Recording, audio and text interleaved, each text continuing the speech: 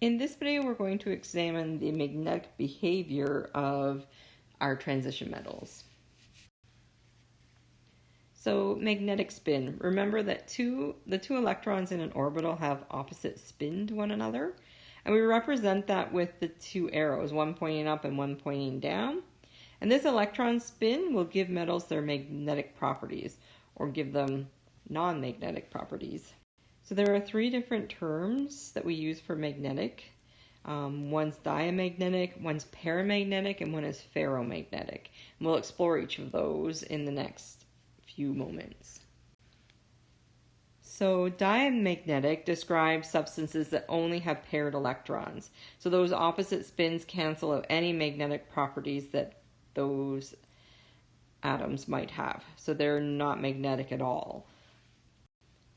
Paramagnetic substances have half-filled orbitals, so they get attracted to an outside magnetic field, and their magnetic properties will be lost when the field's removed.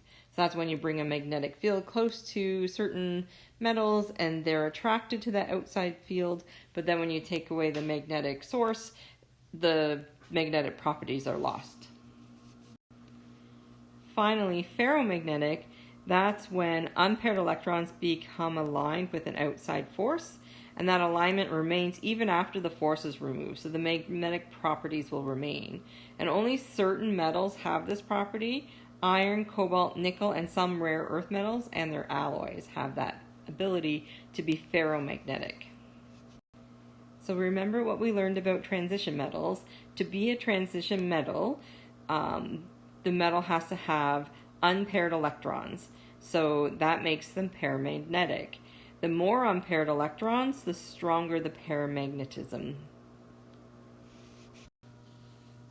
So we'll take a look at an example of three different compounds. So we've got manganese 4 oxide, copper 2 nitrate, and zinc 2 nitrate. We want to know which of the following would have the strongest paramagnetic attraction. To be able to do that, we need to know how many unpaired electrons are around in the 3D orbital for each of them. So for each of these, we'll draw the electron configuration of the metal ion, and that will help us determine which one will have the strongest paramagnetic attraction. So with the manganese 4 plus ion, the electron configuration would be as follows. So we would have argon and then 3d3. So we would have in the 3D orbital just 3 unpaired electrons.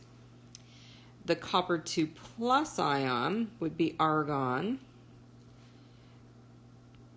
with 3d9. So we would draw the following. So there's just one unpaired electron. And then zinc, remember, even in its ion state, so this is the zinc 2 plus ion, it empties out the 4s first. So the 3d orbital remains filled at 10. So this one is going to be completely filled up. So there are no unpaired electrons. So this is going to be the least. This one's the middle. And this one's the highest or strongest paramagnetic attraction. So the manganese would have the strongest, then the copper and the zinc wouldn't have any. So catalysts, if you remember, are substances that increase the rate of reaction by lowering the activation energy for the reaction.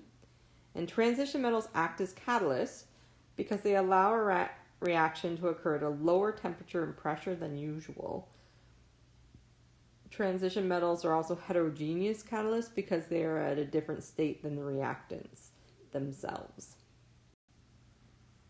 So one example is iron. Iron acts as a heterogeneous catalyst in the Haber process. So remember, the Haber process is the formation of ammonia from nitrogen and hydrogen. and the catalyst is iron. So at the surface of the catalyst, it kind of breaks apart the individual molecules, acts as the surface for those reactions to happen, and then the ammonia is released from the surface.